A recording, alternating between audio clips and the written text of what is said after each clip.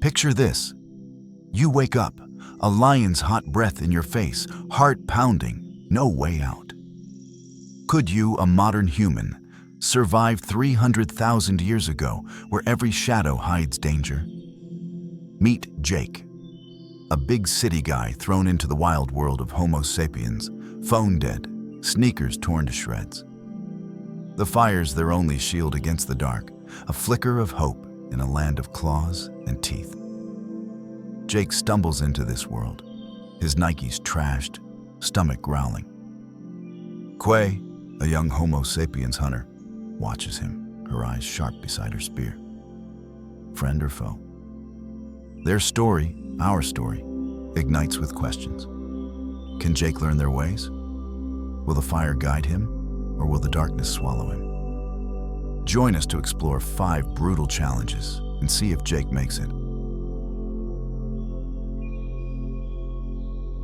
Part 1. The Toothache Trap. What's worse than a toothache with no dentist? Jake's about to find out. A cracked molar stabs like a needle, all from biting a tough root. Toothache? Challenge 1. Homo sapiens ate raw meat and roots, wearing down or breaking teeth. They chewed numbing leaves like willow bark or yanked teeth out with rocks. Jake? No anesthesia, just clutching his face, groaning. A bad tooth can get infected, and without antibiotics, that's game over for Jake. What would you do with a toothache back then? Drop a comment. Quay, eyes sharp, spots Jake's pain. She hands him a piece of willow bark, motioning to chew. Her own teeth, chipped but strong, glint in the firelight. Jake hesitates. Chew a tree? But the pain forces him to try. The bitter taste numbs his tongue, easing the ache a bit. Thara, an older woman in the group, watches, her face etched with memories. She once lost a tooth to a wild boar's kick, nearly died from fever. Jake shudders. Can a tooth really kill him? He watches the group prep food, antelope roasted over fire, roots dug from dry earth.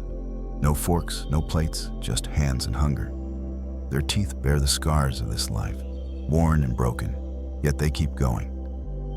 Jake, raised on soft bread and dental checkups, feels fragile. Could you handle pain with only natural remedies? Days pass. Jake learns to chew on one side, avoiding the bad tooth. Quay shows him how to spot willow trees by their drooping branches. But Thara's story haunts him. A hunter ignored a toothache. An infection took him in days. Will Jake's pain betray him, or will he beat this first challenge? The flickering fire pushes him to learn, or lose everything.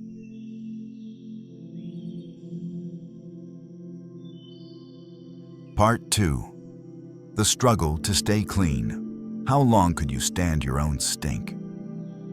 Jake's losing it. His city knows rebelling against sweat and dirt. No shower for a week. Homo sapiens jumped in rivers or scrubbed with sand and leaves. Body odor? They didn't care. Everyone smelled. Jake's going nuts without soap or shampoo. If he learns to use fragrant leaves or mud, he might survive. But watch out.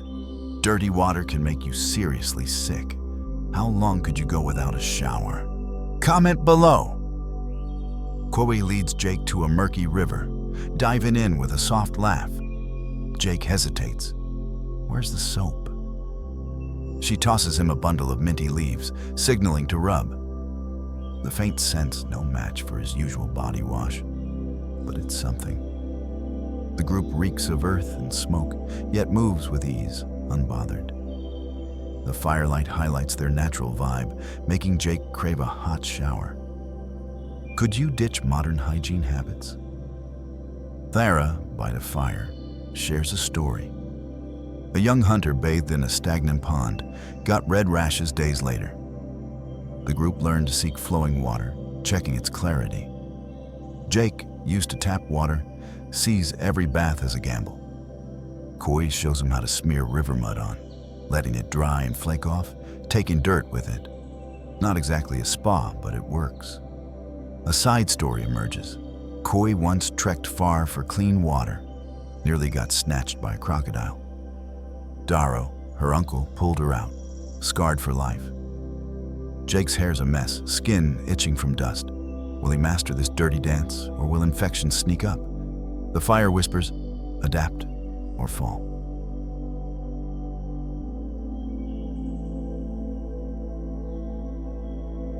Part 3. The Strength of Women. What's pain without painkillers? Jake's about to learn through Lyra, Koi's sister, clutching her stomach while gathering roots. What about women? Periods were a major challenge. Homo sapiens used leaves, dry grass, or animal hides to manage blood. Menstrual cramps? They just toughed it out. Jake, a guy, is shocked. No clean water, no pads. Could modern women match this resilience? Share your thoughts in the comments. Lyra quietly slips into the bushes, wrapping big leaves around her waist. Quay brings her a soft antelope hide, washed by the river. Jake, awkward, looks away, his city mindset clashing with his raw reality. Thara hums a soothing tune, easing Lyra's pain, her hand gentle on her shoulder. The firelight glows on their bond, a strength Jake can't quite grasp. Could you handle pain with just leaves and love? Thara shares. She once gave birth in a storm, her screams lost in thunder. She survived, becoming the group's rock. Lyra once got chased by a hyena during her period, the blood drawing it in. Quay's spear saved her, their sisterhood unbreakable. Jake thinks of his own sister, with heating pads and ibuprofen. Their toughness blows his mind. Lyra returns, calm, sharing roots with the group. Jake feels awe. She's not just surviving, she's thriving. Will Jake tap into this strength or stay an outsider? The fire embraces them, proving their unyielding spirit.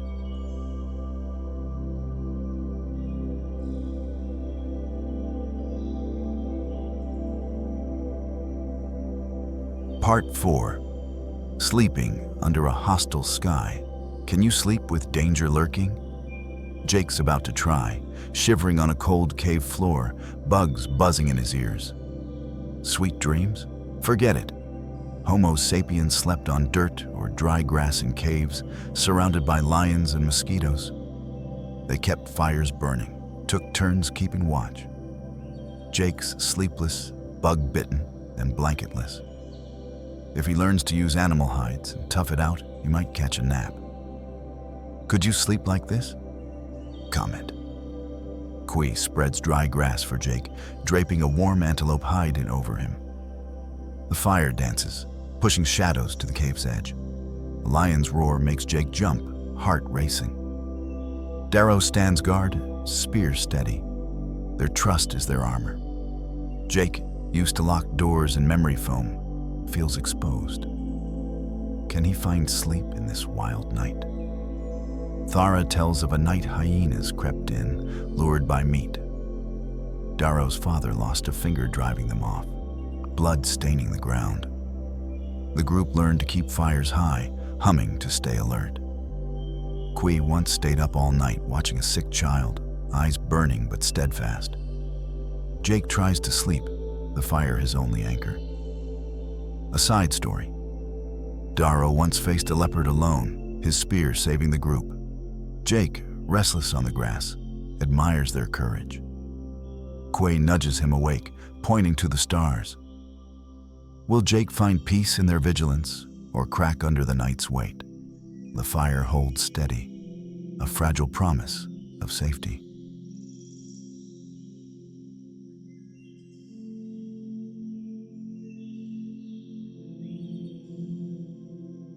Part 5. The Betrayal of the Gut.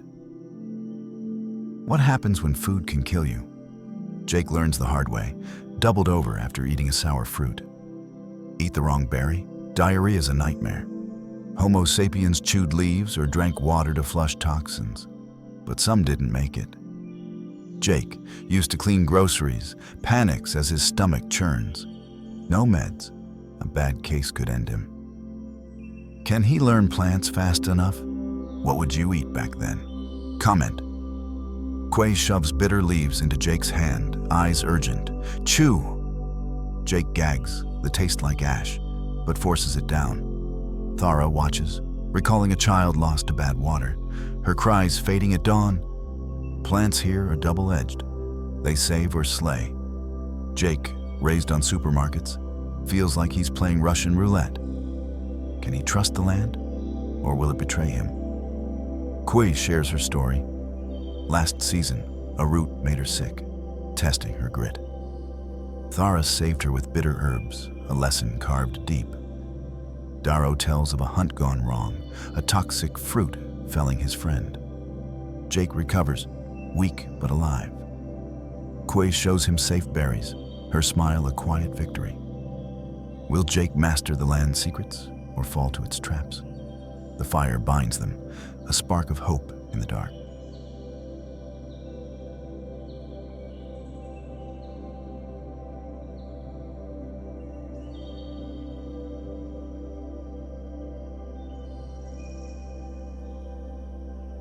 Conclusion. The flame still burns. The fire embraces them. Quay, Lyra, Thara, Darrow, and Jake, no longer a stranger. Homo sapiens survived through grit and adaptation. Jake, clumsy at first, learned to chew bark, tend fires, endure. Modern folks like you have brains but lack their instincts. Thrown back 300,000 years, how long would you last? A week? A month? Comment. If you love this, like, subscribe, and hit the bell to dive deeper into our ancestors' world. Jake sits among them, hands calloused, eyes sharp. He's chewed bark, slept under stars, leaned in their quiet strength. Quay's gaze meets his, a spark of kinship. Thara hums, her voice weaving their story into the night. Could modern humans survive? Jake's proof. People like you or me have knowledge, germs, clean water's importance. But 300,000 years ago is a shock. A toothache could kill if infected, with no antibiotics. Poor hygiene invites disease. A small cut could be deadly. Periods, sleep, or diarrhea. Each a brutal challenge without meds, clean water, or comforts. Homo sapiens had instincts honed over millennia. Jake, though smart, lacked their real-world grit. He survived by learning from Quay, chewing leaves for pain, using mud to clean, leaning on the group to face the dark. But not everyone's Jake. Modern folks, used to soft beds, grocery stores, and Wi-Fi, might panic facing a lion or gut pain with no pills. If you're patient, learn fast like Jake, and have iron will, you could survive. A month, maybe more. But one mistake, like eating a bad fruit or dozing on watch, and you're done. The Homo sapiens fire teaches us. Survival's not just strength, it's adaptation, a flame of will that burns on. What would you do to survive that world? Drop a comment.